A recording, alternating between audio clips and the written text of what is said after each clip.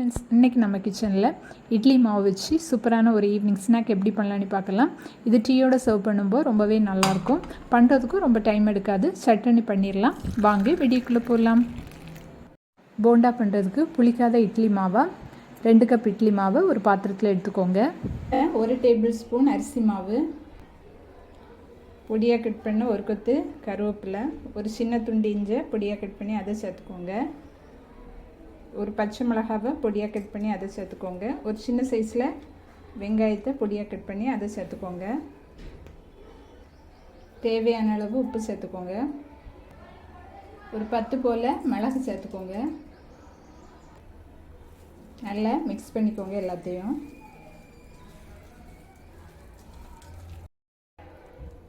மாவு வந்து இந்த மாதிரி இருக்கணும், இந்த பதத்தில் இருக்கணும்.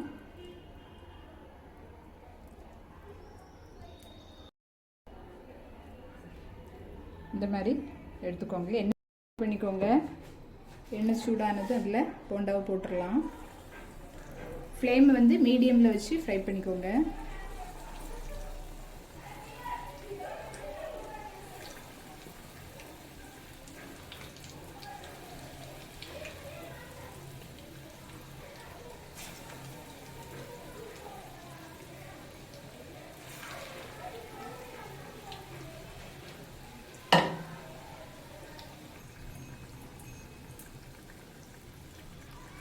ஒரு பக்கம் வெந்ததும் மாற்றி போட்டுக்கோங்க.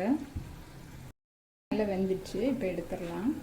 இந்த மாதிரி கோல்டன் கலர் வர வரைக்கும் ஃப்ரை பண்ணிக்கோங்க.